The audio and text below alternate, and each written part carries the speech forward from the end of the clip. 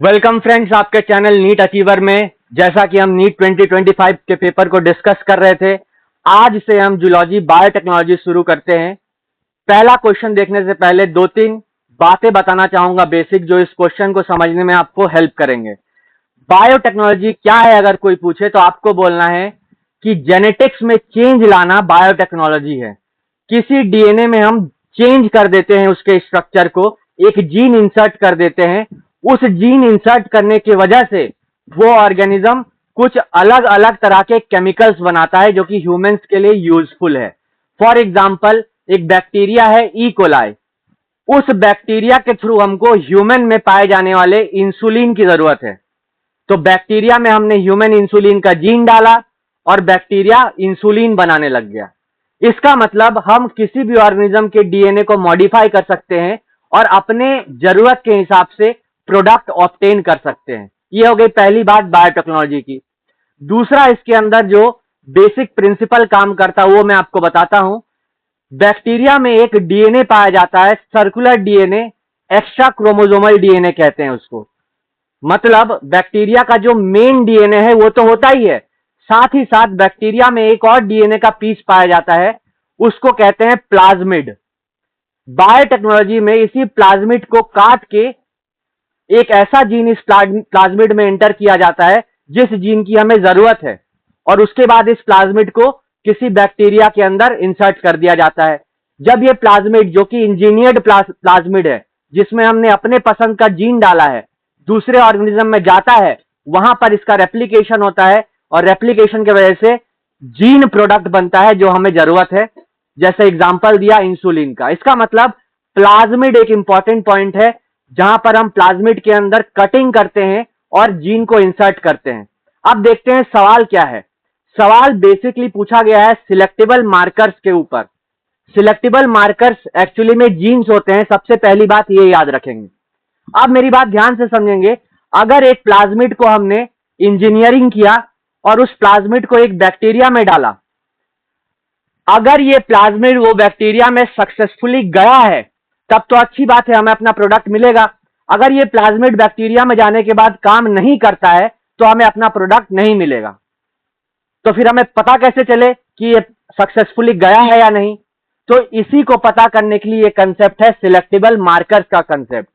जिन bacteria के अंदर ये प्लाज्मिड सक्सेसफुली काम करने लगा है, सक्सेसफुली इंसर्ट हो चुका है, उन बैक्टीरिया को कहते हैं ट्रांसफॉर्मेंट, और जिनमें काम नहीं कर पाया उनको कहते हैं नॉन ट्रांसफॉर्मेंट। तो बायोटेक्नोलॉजी में हमें जरूरत होती है ट्रांसफॉर्मेंट्स और नॉन ट्रांसफॉर्मेंट को सेपरेट करने के लिए, ताकि जो नॉन ट्रांसफॉर्मेंट है उसको तो हम साइड कर दें, जो कि सक्सेसफुली अचीव हो गया है बायोटेक्नोलॉजी, उन ट्रांसफॉर्मेंट्स को हम आगे जाकर ग्रो कराएं और उनसे प्रोडक्ट एक्सट्रैक्ट करें। तो सिलेक्टेबल मार्कर्स का काम है elimination of non transformants and identification of transformants. अब ये कैसे होता है, एक एग्जांपल देंगे। अगर एक बैक्टीरिया के अंदर एम्पिसिलिन रेजिस्टेंट जीन है, मतलब वो बैक्टीरिया एम्पिसिलिन के क्या बोलते हैं, एम्पिसिलिन के मीडियम में ग्रो कर रहा है और उसको कोई इफेक्ट नहीं हो रहा है, इसका मतलब उसके अंदर एम्पिसिलिन रेजिस्टेंट जीन है। अगर किसी तरह से उस एम्पिसिलिन रेजिस्टेंट जीन को काट के उसके जगह पर जीन ऑफ इंटरेस्ट डाल दिया जाए, उस वजह से उस बैक्टीरिया का जो रेजिस्टेंट है एम्पिसिलिन से वो खत्म हो जाएगा, और जब उस बैक्टीरिया को आप एम्पिसिलिन में डालेंगे तो वो डाई कर जाएगा। तो इसका मतलब एग्जांपल्स ऑफ सिलेक्टेबल मार्कर्स के अंदर हमें एम्पिसिलिन रेजिस्टेंट जीन देखने को मिलता है।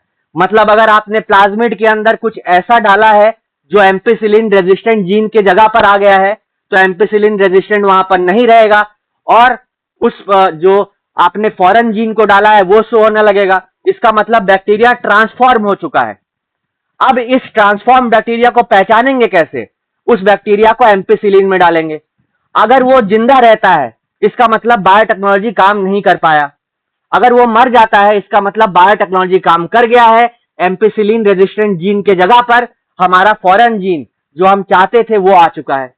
इसी तरह से टेट्रासाइक्लिन रेजिस्टेंट जीन भी एक तरह का सेलेक्टेबल मार्कर है। क्वेश्चन में पूछा गया है लैक जेड जीन के बारे में, ये भी एक सेलेक्टेबल मार्कर है। अब कहानी सुनेंगे। LAC-Z जीन जो है वो एक तरह का एंजाइम बनाता है जिसको कहते हैं बीटा गैलेक्टोसिडेज। ये एंजाइम क्रोमोजेनिक केमिकल्स के कांटेक्ट में आने के बाद ब्लू कलर बनाता है। ऐसा कुछ प्लाज्मिड का स्ट्रक्चर होता है, यहां पर LAC-Z जीन होता है। अब सोच के देखो, एक बैक्टीरिया है जिसके अंदर LAC-Z जीन है, उसको अगर आप क्रोमोजेनिक सब्सटेंस में डालेंगे तो उसका कलर क्या दिखेगा? उसका कलर दिखेगा ब्लू, क्योंकि LAC-Z gene beta galactosidase produce कर रहा है और उससे ब्लू कलर आता है। लेकिन अगर उस LAC जीन को हमने दूसरे फॉरेन डीएनए से रिप्लेस कर दिया तो क्या वहां पर LAC जीन रहेगा? नहीं रहेगा। और क्या अगर LAC जीन नहीं रहेगा तो बीटा गैलेक्टोसिडेज बनेगा? नहीं, बीटा गैलेक्टोसिडेज भी नहीं बनेगा। तो अगर बीटा गैलेक्टोसिडेज नहीं बनेगा तो क्रोमोजेनिक सब्सटेंस के साथ ब्लू कलर नहीं आएगा, व्हाइट कलर आएगा। फिर से देखते हैं, LAC जीन अगर रिप्लेस नहीं होता है, इसका मतलब फॉरेन डीएनए वहां पर नहीं आ पाया, तो उसको बोलेंगे नॉन रिकॉम्बिनेंट। उसमें रिकॉम्बिनेशन नहीं हुआ, बायोटेक्नोलॉजी फेल हो गया। तो जब not replaced, non recombinant blue colour का होगा। अगर रिप्लेस हो जाता है, if replaced by foreign gene, तो रिकॉम्बिनेशन, उसको बोलेंगे रिकॉम्बिनेंट, ट्रांसफॉर्मेंट।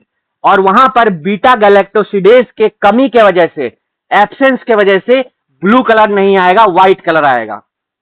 कंक्लूजन ये बनता है कि नॉन रिकॉम्बिनेंट्स ब्लू कलर देंगे क्रोमोजेनिक सब्सटेंस के साथ, और रिकॉम्बिनेंट्स व्हाइट कलर देंगे।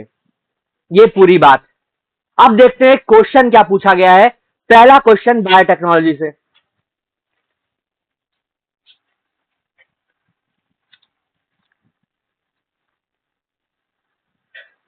चलिए देखते हैं, बड़ा क्वेश्चन है, असर्शन रीजन क्वेश्चन है, बच्चे डरे हुए रहते हैं असर्शन रीजन क्वेश्चन से। देखते हैं, the blue and white selectable markers have been developed which differentiate recombinant colonies from non-recombinant colonies on the basis of their ability to produce color in the presence of chromogenic substrate.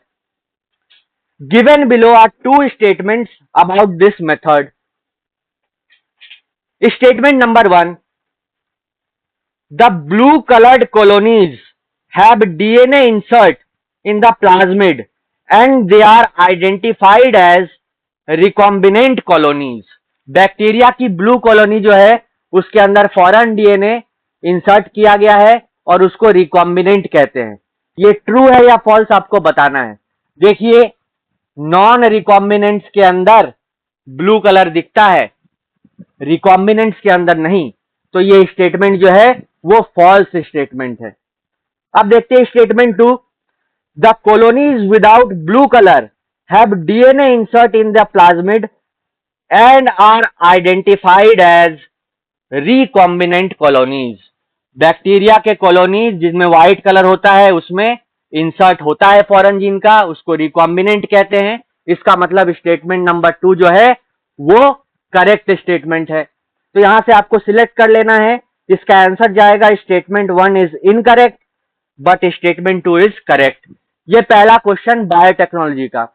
एक छोटी सी बात, chromogenic substance ऐसे chemicals होते हैं जो किसी दूसरे chemicals के प्रेजेंस में कलर शो करते हैं।